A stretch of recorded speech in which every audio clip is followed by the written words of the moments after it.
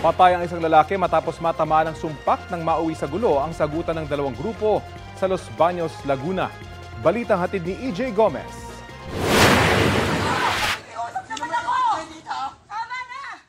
Kuha ang videong yan sa Los Baños, Laguna nitong linggo. Isang babae ang sumisigaw habang kausap ang grupo ng mga lalaking tila sumusugod bitbitang ilang patalim.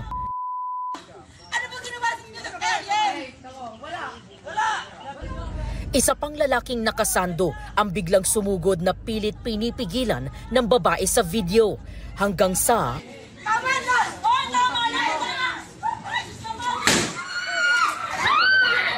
nauwi sa pamamaril ang away ng dalawang grupo.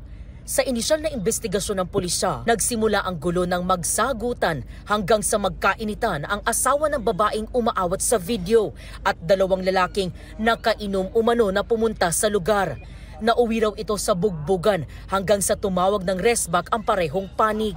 Yung victim natin saka yung suspect is bumibili ng ice cream.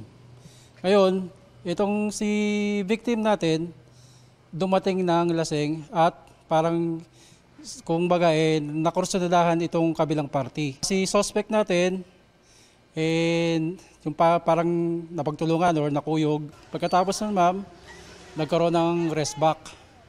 Itong victim natin bumalik at naghamon. Ito, si victim sumugod, tapos from there, may narinig tayong putok. Bumagsak si victim.